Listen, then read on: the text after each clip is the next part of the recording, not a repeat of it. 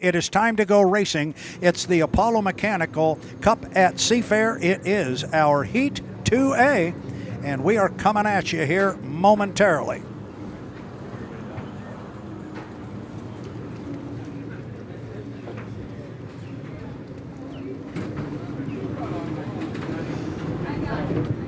Four minutes and 10 seconds. 4 minutes, 10 seconds to the start of H1 Unlimited Heat 2A. Again, looking at the boats that are going to be running here, you're looking at the U11, the Miss Flavor Pack. That is Jamie Nielsen. You get a good look at Jamie here. There he is. There's the young man from Gig Harbor, Washington. Played college baseball at Central Washington University and set many, many records there. Boy, this is going to be a little tough for me to call. I'm in such a habit of calling Corey Peabody aboard that white U9, but as Corey comes ripping right out of the box, I did it. As Corey comes ripping across the course, that is J. Michael Kelly, and there's that first squirt. He finally just touched it and said, okay, now I know what this thing feels like, as he comes down the front straightaway at speed. I haven't had the opportunity to drive too many teammates' cars, but when you do, your logging radar is on full alert. You're paying such close attention because you've been making your own preconceived notions about what the boat is capable of, in my case, what the car is capable of, as you've been side by side and watch what it could and couldn't do compared to yours. But yeah, believe me, J. Michael Kelly, like you said, he's got a job to do here, but it'll be interesting to see what his opinion is of the boat afterwards. And looking still for Gunnar O'Farrell. I have, unless he's hiding somewhere on a race course, I do not see Gunnar. We've got three of our four boats. You're looking there at the U11, the Miss Flavor Pack and Jamie Nielsen. Right behind him is Andrew Tate in the U91, the Goodman Real Estate. And here comes, I almost said it again, and you can see they've thrown a different fairing on that boat on the outside. When you get a look at the outside of J. Michael Kelly's ride, here you'll get a good look. There you see some of the patch job there on the outside of the right sponsor, and then it's that plain white fairing on the right side going up to the wing. So they've kind of patched this thing together, got a new air scoop on it. Well, coming up on 2 minutes to the start, and Mike is going to go up to the top end of the course. Unfortunately, it looks like we're not going to see Gunnar O'Farrell, not getting any word out of the pit area as yet as to what may have happened with the U21 Spirit of America.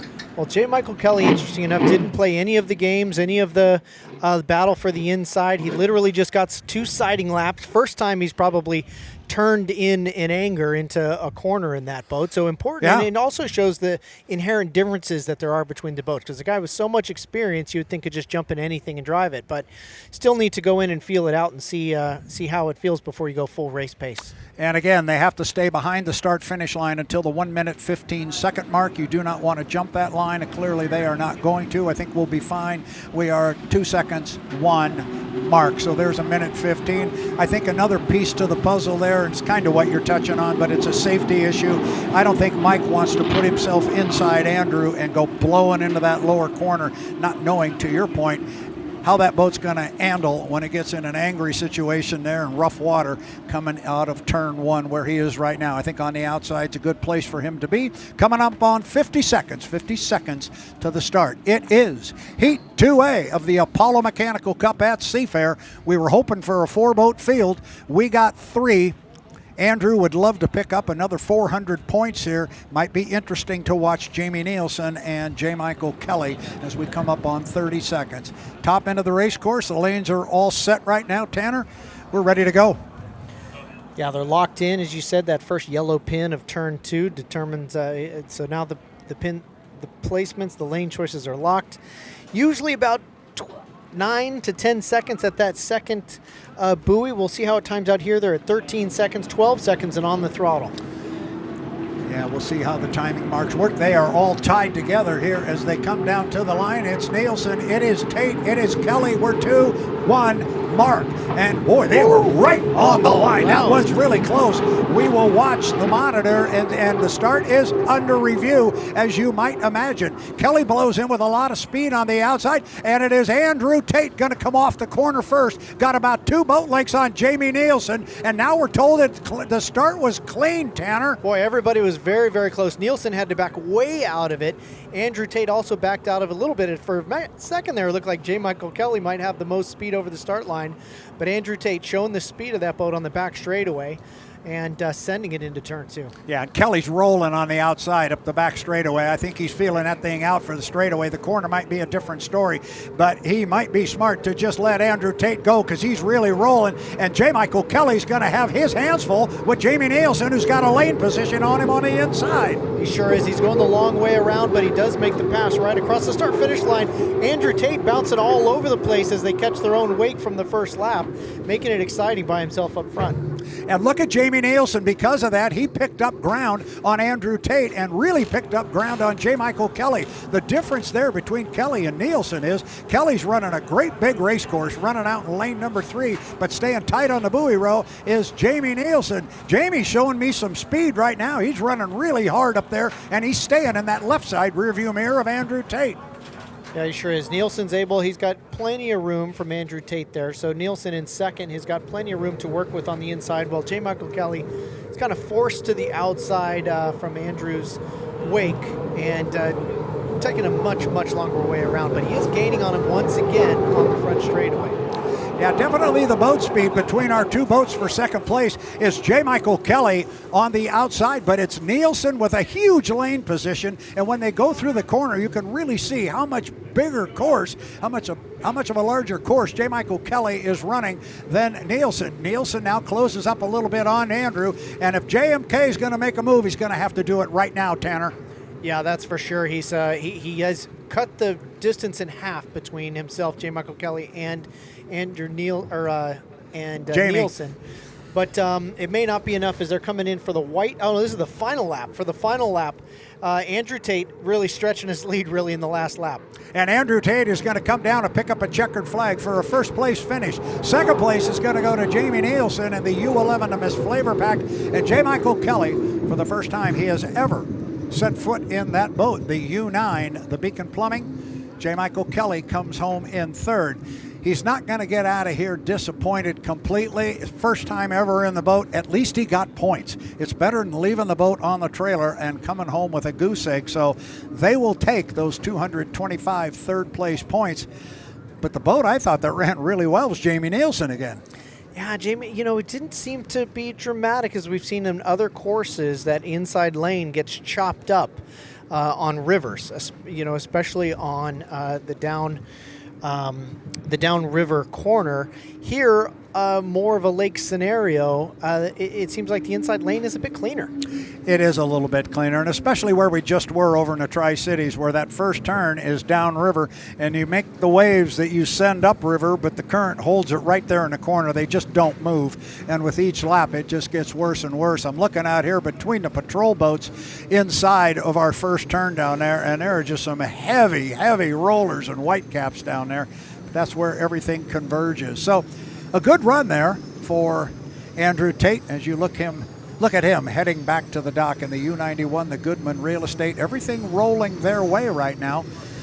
Nothing too terribly difficult has been put upon them so far today. We thought they were going to have the big heat with Corey in the first one, but Corey couldn't get out of the first turn. I mean, it's a great haul for Goodman Real Estate. I mean, 800 points right off the bat in day one. That's a solid haul. That's what they needed out of this weekend after what happened to them in Tri-Cities. Well, I don't know if you were aware of what we were talking about. Here's how close the start was. Wow, and it was close. About a boat length behind the line was Andrew Tate in the 91, and exactly 1 boat length behind Andrew Tate was J. Michael Kelly in the U9, the Beacon Plumbing. And right in the middle of that whole darn show, just on the inside, was Jamie Nielsen, because he was right there with them as well. Yeah, Jamie was right there too. So we had 3 boats within 2 boat lengths of the start-finish line. But very quickly, our officials upstairs took a look at that and said, nope, that was a good, clean start. The difference at the line there was that Jamie had been pedaling out of it. Yep. Because he came out of the last corner way ahead. And he probably had 20 or 30 miles an hour less boat speed than Andrew Tate. And Andrew Tate made perfect use of that and had a big lead by the end of the first turn. Yeah, we've seen that a few times. Saw it once yesterday in the Grand Prix boats where Jeff Bernard, there's there's a shot there of all three boats as they hit the start-finish line, and you could put a straight line across those boats and pretty much touch the nose of all three of them. That was pretty good. But what Tanner was just talking about there is exactly right. They all hit the line at the exact same time and in the same position, but there was two boats that had about 20, 25, 30 miles an hour on Jamie Nielsen on that inside lane. Looking at Andrew Tate there on the screen as he comes back to the dock. And there's a couple of things I think right there that he has to be really happy about. Tanner, number one, he's picked up another 400 points. He gets 2 first-place finishes on the day. And secondly, and maybe more importantly, the boat's all in one piece. They can put it on a trailer, go check out some data, and have a nice dinner and get a good night's sleep and be ready to go to war tomorrow when they start hauling out the big trophy. I mean, the boat's doing its job. It fires up. It gets off the dock. It's not sensitive to adjustments like some of the other boats out there, and it's certainly got the speed to get the job done if he puts himself in the right place. And I think our Erica Allreed is down in the pit area with our winner, Andrew Tate. Erica, take it away.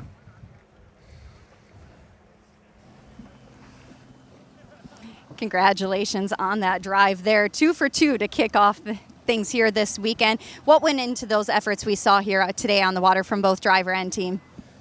Mostly from the team, I can say that. These guys have worked their butts off. You know, I keep beating a dead horse, I'm sure, but they give me a great piece of equipment to go out there and do my job. So everything went smooth. It's unfortunate Corey wasn't here. Mike jumped in the 9, so I'm sure that was different for him, but he did the same thing I would have. He spent 5 minutes out there driving it, trying to figure it out before the start of the race. So, you know, for them to get the boat back out there, congratulations to those guys. I know they worked really, really hard to make that happen, but Goodman Real Estate U91 sitting pretty right now. And you always speak so highly about this boat and its capabilities. What makes it so special? It starts with Mike Hansen and then everyone else underneath him. Mike's been doing it. I mean, I was a kid. I got to watch him race against my dad, and you know, he was the crew chief and the driver, so he had a lot going on there back in the day. But all those lessons that he's learned in the past has definitely made him one of the more knowledgeable people in the sport, and it's just been a pleasure to work with him. Another job well done here in Heat 2. Congratulations. Thank you. Appreciate it.